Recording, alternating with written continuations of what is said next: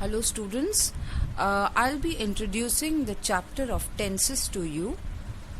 It has been given in your grammar book, but I'll be teaching you in a much simple way. Now as you know, there are three kinds of tenses: present tense, past tense and future tense. And you also know there are certain divisions in each tenses. हम खाली present tense की बात नहीं कर सकते. There is simple present tense, there is continuous present tense, then perfect present tense and perfect continuous present tense. So, I'll come to the first type. That is just the present tense.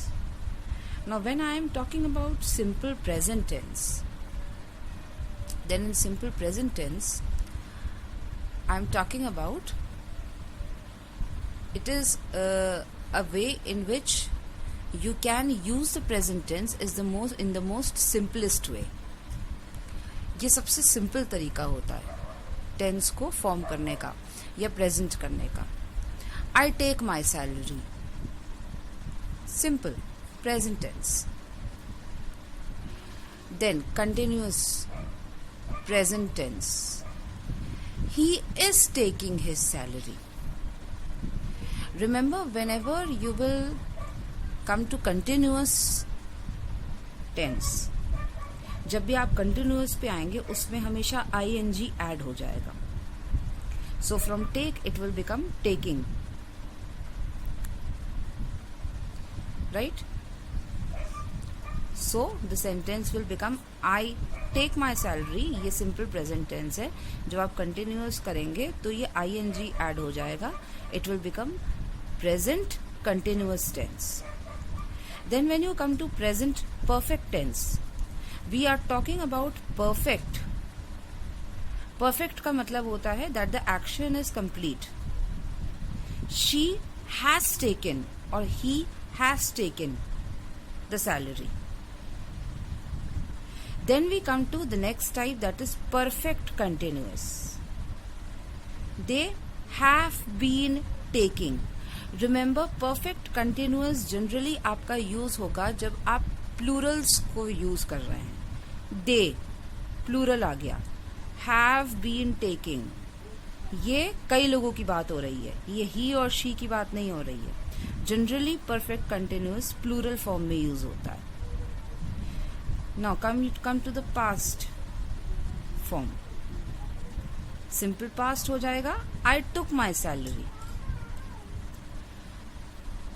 इसी को जब हम continuous करेंगे, continuous past tense, he was taking. Like I told you, when you will come to the continuous form, जब भी आप continuous में आएंगे ing ऐड हो जाएगा.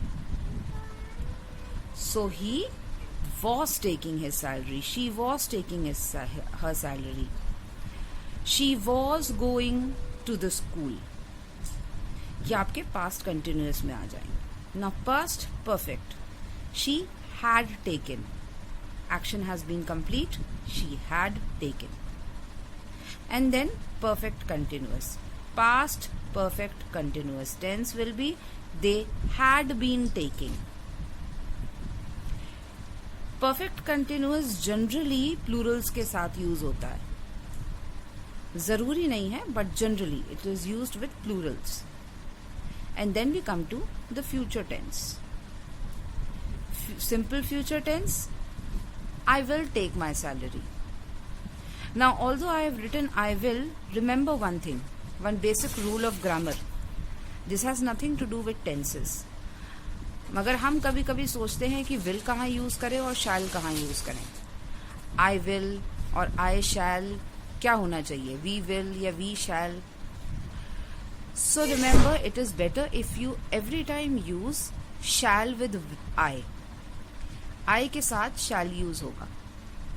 Although I have written I will, this is not wrong, but correct grammatical way is I shall go to school. I shall come to the party. We will come to the party. Then future continuous. He will be taking. ing add हो गया. Future perfect she will have taken, मतलब future में ये action complete हो जाएगा. She will have taken, वो ले चुकी होगी. She will have taken the salary. Then future perfect continuous tense. They will have been talking. Future में हम जब उन्हें देखेंगे उस समय हम उन्हें बात करते हुए पाएंगे. They will have been talking to each other for 2 hours. Fine, this is all you need to remember in case of present, past and future tense. अगर आपको इतना याद रहेगा, it will be easy for you to find out कौन सा sentence किस tense को belong करता है और किस कैटेगरी को बिलोंग करता है. रिमेंबर, कंटिन्यूअस में ing ऐड हो जाता है. Simple is the most easy form of writing a tense.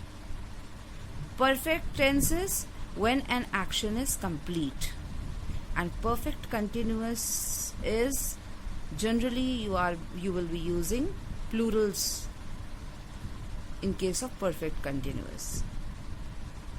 Now let's come to certain sentences.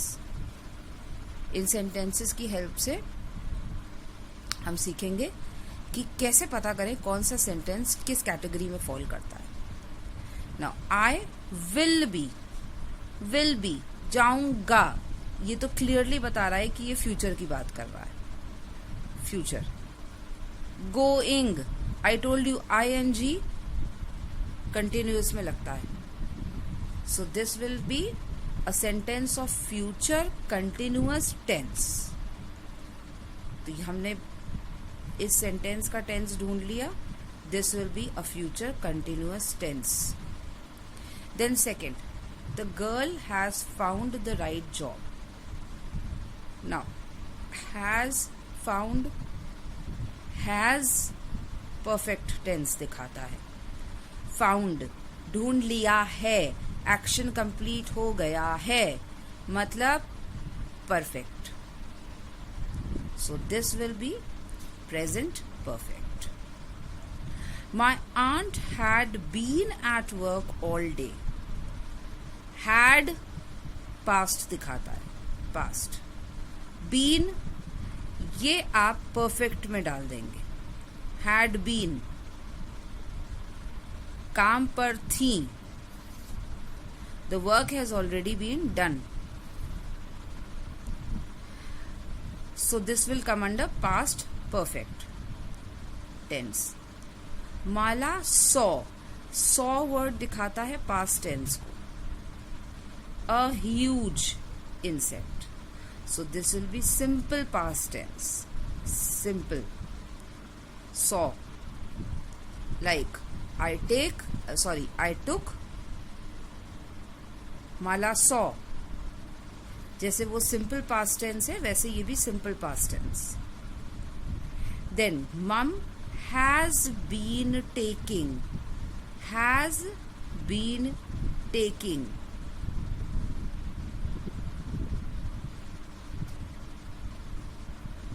This will be, where will you find this? Has been taking. Present. Mum has been taking. Present. Been will come to perfect. Taking. ये दोनों words आपको perfect tense तक लेकर जाएंगे. Has shows present. So present perfect tense. Then sixth, I will have been cooking a meal. Will have, बनाऊंगी, will have, future. Been perfect को दिखाता है. और cooking, have been cooking, अभी काम complete नहीं हुआ है, continuous. So this will be future perfect continuous tense. The thief is being taken to jail. Being taken, perfect, sorry, present tense. Being word shows present tense. And being taken, इसका मतलब है अभी ले जाया जा रहा है, कंटिन्यूअस फॉर्म में है, काम कंप्लीट नहीं हुआ है. So this will be present continuous tense. So I hope tenses आपको कुछ समझ में आए हैं through the help of this chart. It is better if you remember this chart. आगे पैसिव वॉइस भी है जो आपको टेंसेस के बारे में और बताती है, but I am not teaching it right now. If it is required I will teach it later, but not right now. You just need to remember this part of the chart. इतना याद रखिए और कुछ जो rules हैं उन्हें याद रखिए. Simple tense is the most easy form of 3 tenses. In continuous ing add हो जाता है. परफेक्ट का मतलब है action has been complete. And perfect continuous में जनरली आप प्लूरल्स देखेंगे और बीन वर्ड आ जाएगा. That is all I wanted to tell you about tenses. Now I may be sending some exercises regarding tenses. You just need to complete those exercises. Like you may have made separate copies for your reader and the supplementary reader. You will also make a separate copy for grammar. And in that copy, you will solve all the passages I'll be giving you, all the grammar exercises I'll be giving you. Okay, if there is any problem, let me know in understanding this chapter. I think when you will do the exercises it will be more clear. जो आप exercises करेंगे तो उसके पहले एक बार ये video फिर से देख लीजिएगा. It will be more clear to you and will be helpful. That's all from my side.